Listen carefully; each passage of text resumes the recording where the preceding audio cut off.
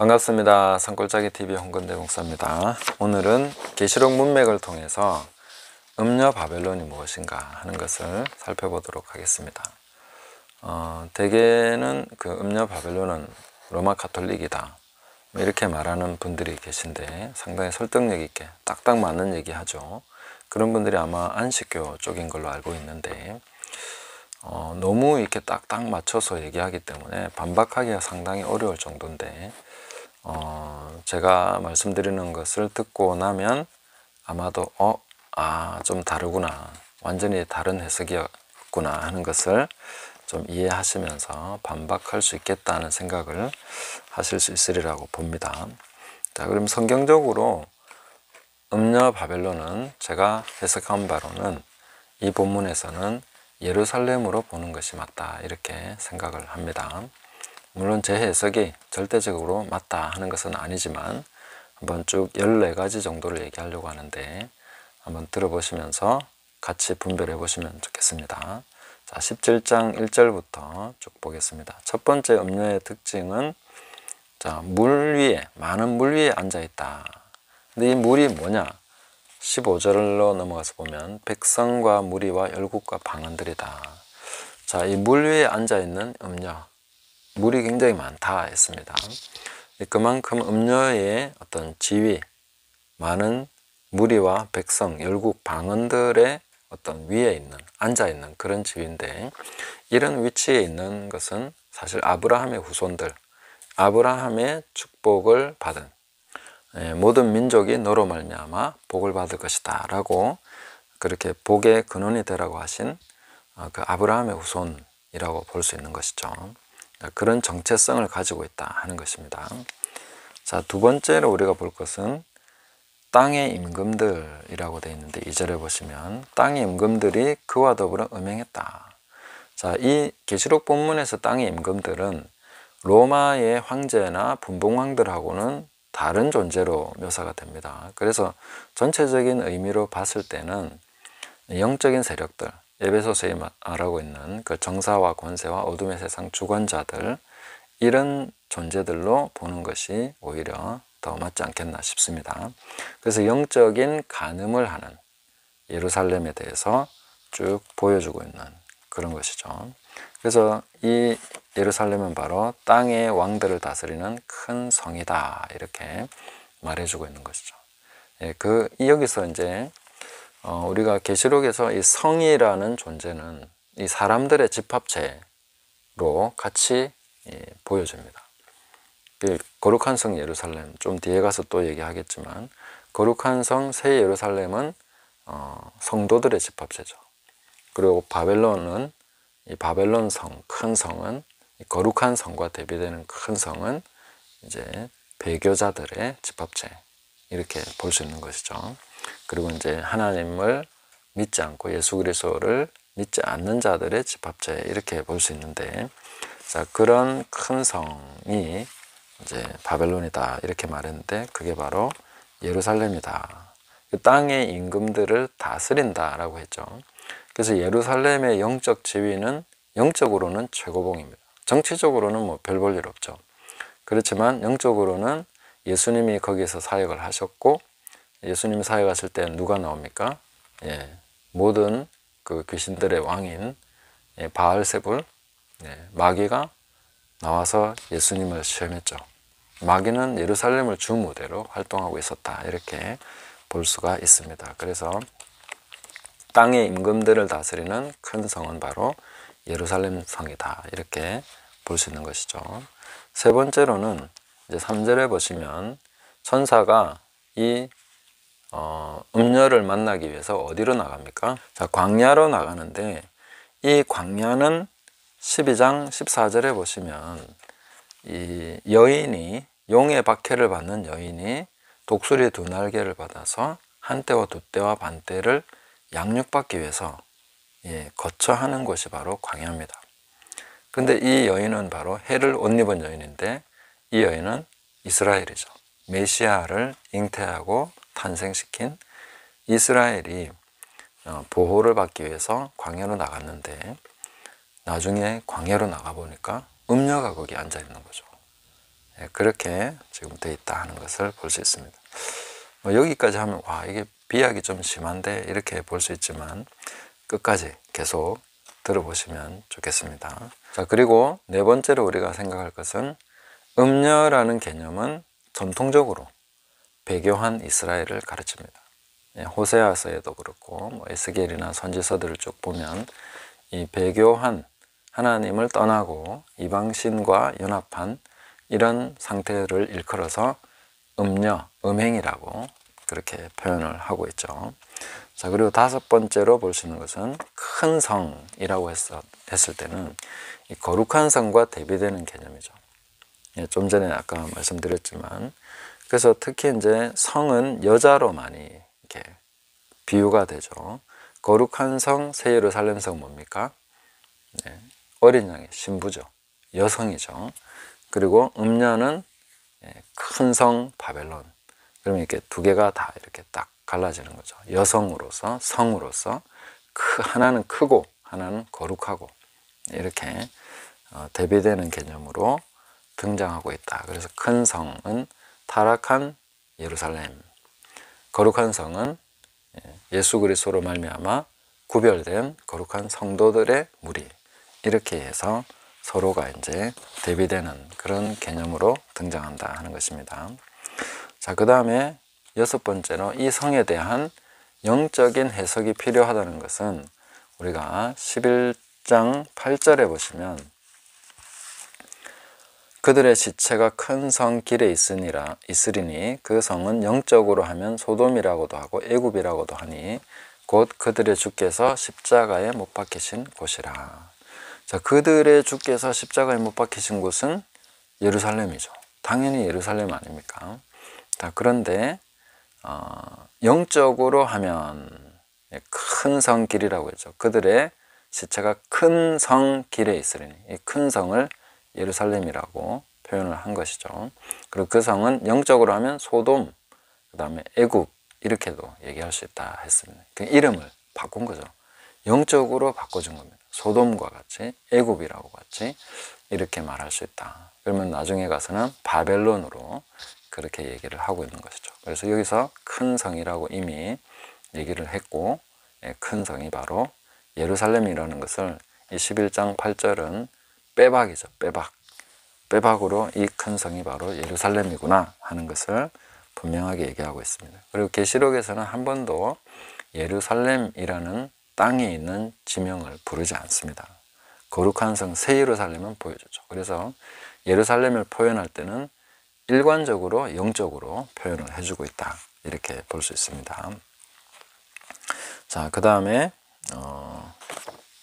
5절에 보시면 이 여인의 이름, 이 음녀의 이름은 비밀, 큰 바벨론, 땅의 음녀들과 가증한 것들의 엄이라, 이렇게 말했죠. 자, 이런 것들의 이름에 걸맞는 것은 예루살렘에는 없습니다.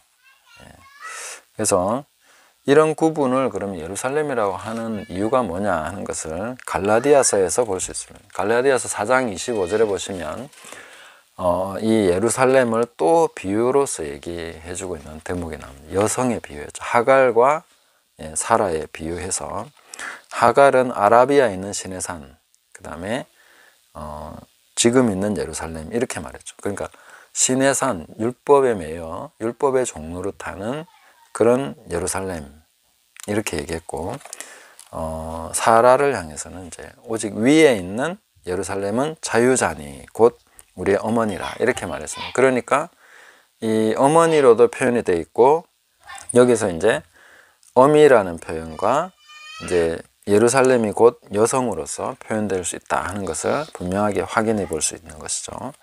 그래서 땅의 음녀들과 가증한 것들의 어미다, 이렇게 말했을 때는 예루살렘 외에는 해당될 만한 것이 없다, 이렇게 볼 수가 있겠습니다.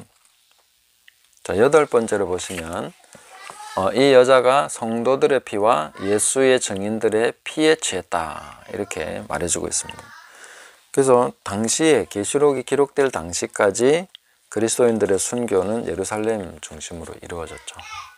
주로 예루살렘에서 박해가 됐고, 또 선지자들은 예루살렘 밖에서는 죽는 법이 없기 때문에 하나님의 성도들, 거룩한 자들은 다 예루살렘에서 죽었죠. 그 성전에서 죽임당한 그 사가랴의 피까지 거기서 다 이 세대가 담당하게 될 것이다, 이렇게 말씀하셨지 않습니까? 그 피를 얘기하신 것이죠. 그리고 18장 24절에 보시면 선지자들과 성도들과 및 땅 위에서 죽임을 당한 모든 자의 피가 그 성중에서 발견되었느니라. 이게 이제 예수님 말씀하신 그 성전에서 아벨의 피부터 성전에서 죽임을 당한 사가랴의 피까지 다 이 세대가 담당하리라. 이 세대, 이 세대는 뭐 한 3, 40년 정도지 않습니까? 그 안에 예수님이 승천하신 이후에 한 30년 안에 이 세대가 다 3, 40년 안에 그 피를 감당하게 된다, 이렇게 말씀하신 것이죠.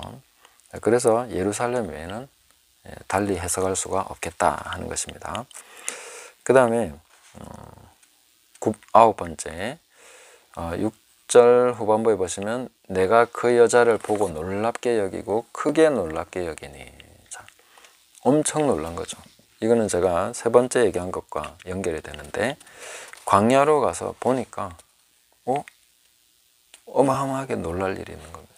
분명히 아까 해를 옷 입은 여인이 광야에 있는 거 보고 왔는데 이제 보니까 그 여자가 음녀가 돼 있는 거죠. 똑같이 생긴 여잔데 다른 여잔가 싶지만 아니다. 같은 여자가 이제는 음녀가 되어 있는 거죠. 그 해를 옷 입은 영광스러운 모습에서 음녀의 모습으로 아주 추하고 너무나 끔찍한 그런 음녀로 변해 있는 것을 보고 깜짝 놀란 것이죠. 안 그러면 놀랄 이유가 있겠습니까?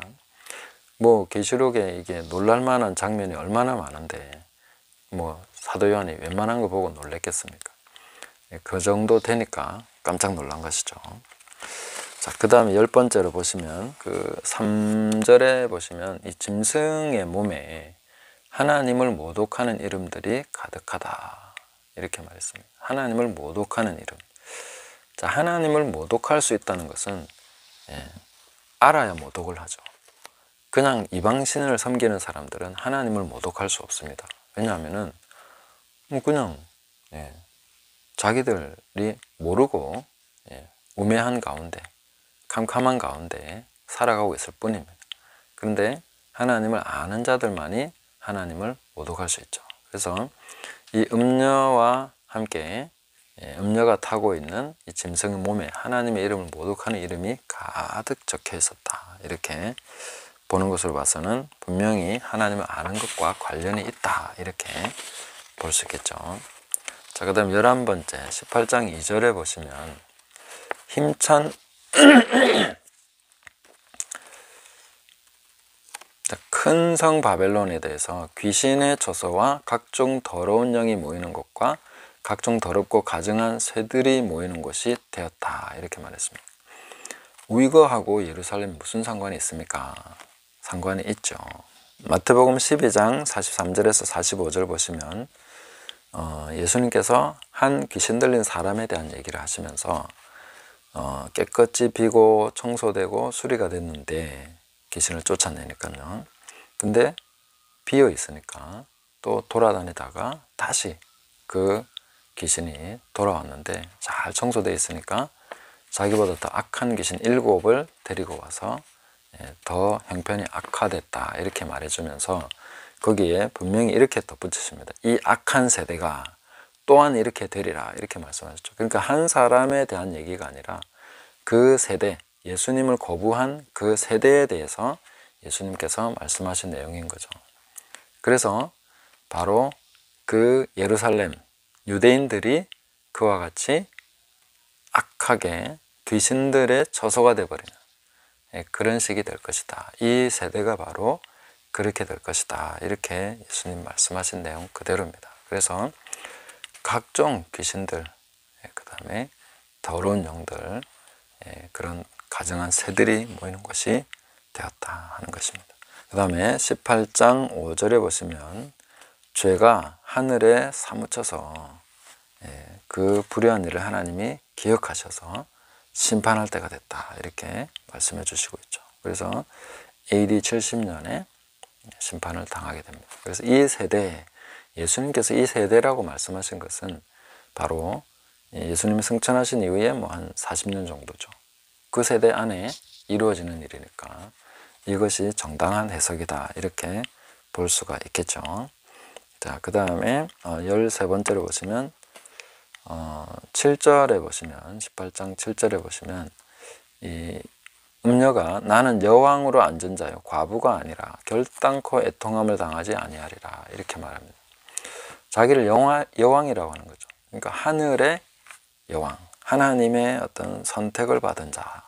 여왕은 그 왕의 간택을 받지 않습니까?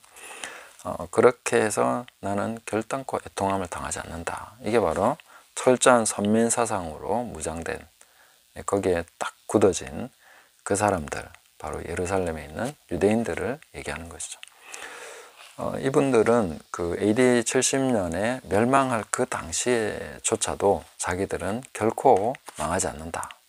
예루살렘 성은 무너지지 않는다. 그런 확고한 신념 가운데에 오히려 그를 뭐 항복하자든지 뭐 이렇게 말하는 사람들을 막 죽이기까지 하면서 그렇게 했던 것을 알 수 있습니다. 그리고 예수님을 믿었던 크리스찬들은 다 예수님께서 이 군대가 에워싸이는 것을 보면 산으로 도망하라, 그렇게 말씀하신 그 예언의 말씀을 기억하고 진짜 산으로 도망갔기 때문에 크리스찬들은 죽임을 당하지 않았지만 여기에 유대인들은 엄청나게 한 120만 명 정도가 죽임을 당했다, 이렇게 기록으로 남아 있습니다.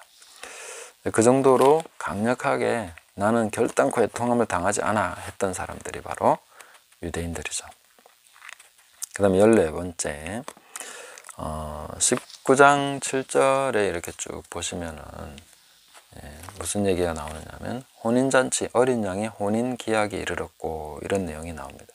19장 1절에서 10절까지 쭉 이렇게 보면 이 내용이 바로 마태복음 22장 1절에서 14절 혼인잔치, 그 비유가 그대로 적용된 것을 볼 수가 있습니다. 왜냐하면 음녀가 심판을 받았기 때문에 그 음녀가 심판을 받은 그 다음부터 무슨 얘기 나옵니까?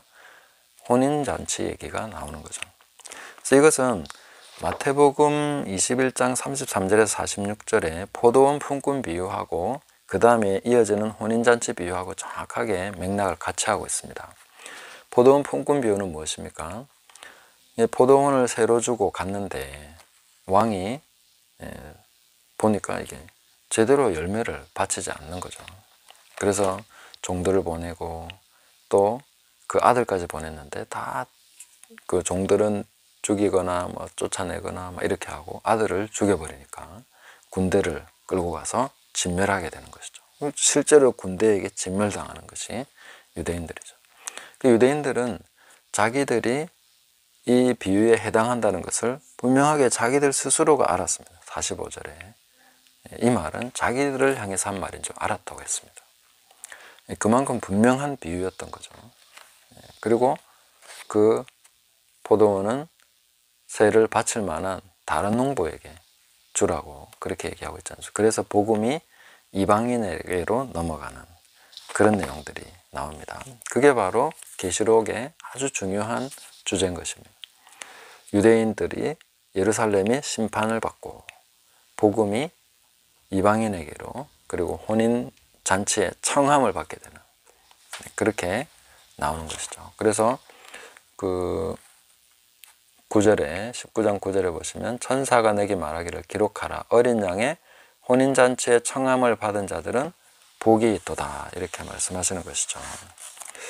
자, 뭐 약간 뭐 여담 같지만은 여기서 바로 우리가 예복이 성도들의 옳은 행실이다. 예수님이 그 마태복음 22장 비유에서 예복을 입지 않은 자들은 자를 쫓아내버리죠. 그런데 그 예복이 뭔지에 대해서 이 본문에서 우리가 본다면은 이 세마포 옷을 허락하셨다 했는데 그 세마포 옷은 바로 성도들의 옳은 행실이다, 이렇게 말씀해주고 있습니다. 그러니까 회개하고 옳은 행실을 갖는 것이 바로 예복을 입는 것이다, 이렇게 우리가 해석을 해볼 수 있겠죠.